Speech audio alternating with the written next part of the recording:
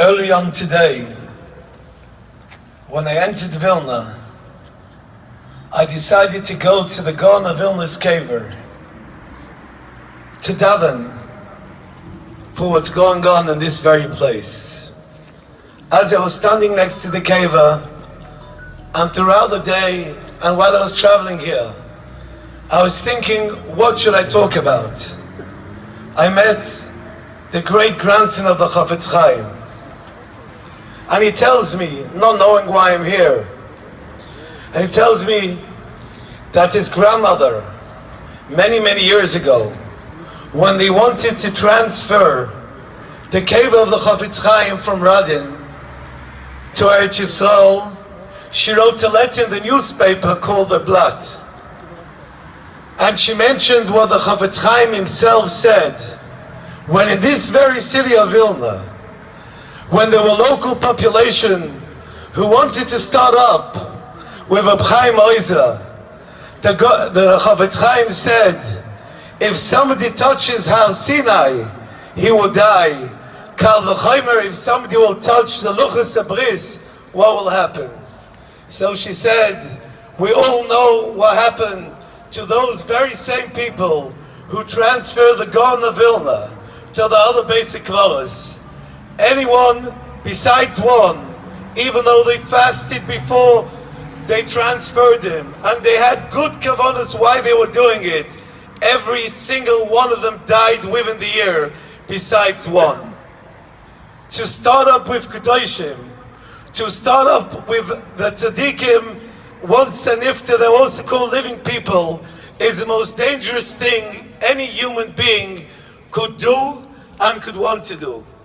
At this time of the year, when we all come and we think about what's expected from us in the year to come, and we're all going to ask Hashem on the beginning of the new year, which is God judges every person in the universe, we have to all ask ourselves, what is wanted from us? What can we do to respect those who perished over here? What can we do in order to save the past and not to let history diminish in front of our eyes? Imagine if there would be another nation who would take Alexander Jagellon, who was the Grand Duke of Lithuania, who died close to 500 years ago, and they'd say, let's build something over here. Imagine somebody would take the famous writer Vladislav Sirakomla and say, let's move their body. Imagine somebody would take Barbara Radvilaiti, the Queen of Poland that was buried over here in Vilnius, and say, let's move it. The whole world will stand and start screaming. How can we allow ourselves, we, the Jewish nations, the Lithuanians, to allow people that were Lithuanians, that are so famous right around the world, to let this place become another real estate? As I was traveling from the border over here, I saw there were many, many, many plots of land that another building could go up.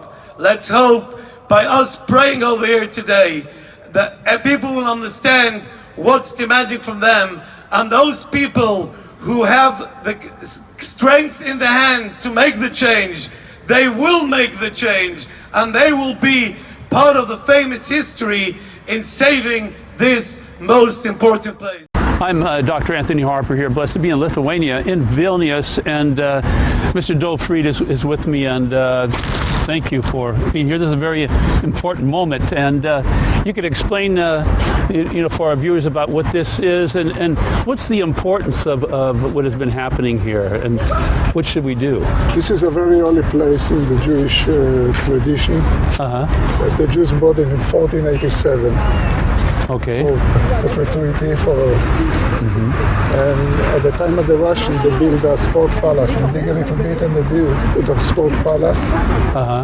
And we thought after the Lithuanian became independent, they're gonna give back the cemetery to renovate, to put monuments, and, to put a fence. But obviously they had different ideas, and they declare it as a landmark. Oh, okay.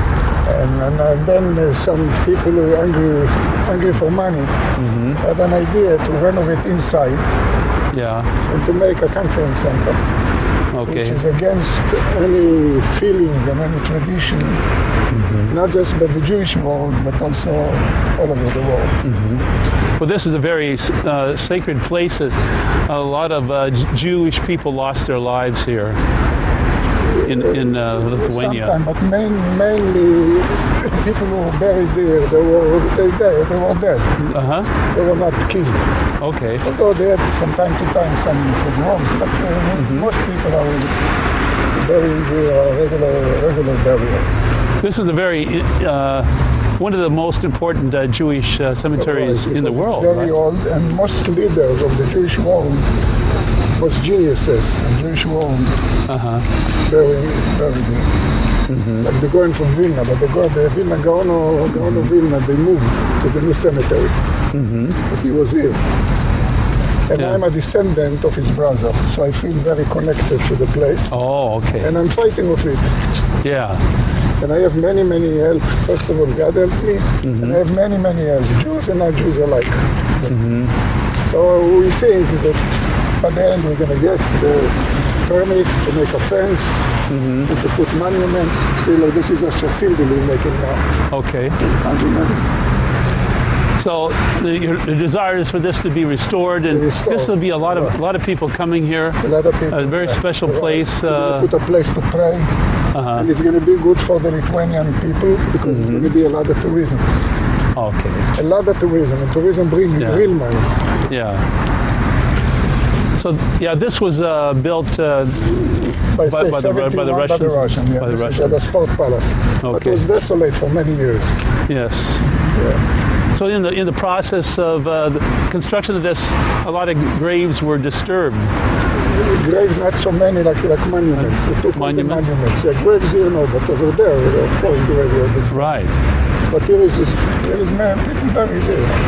And so the concern that you have is about their desire is to build some type of a center here, a business center where you could have entertainment. Right, entertainment and dancing and all kind of drunk people. Drunk people, and it would be demeaning to the Jewish people and to the memory of the people here.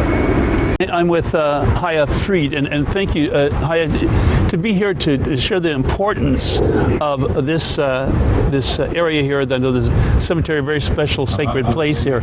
So what are the concerns about this for you, and what can people do in honoring the people here?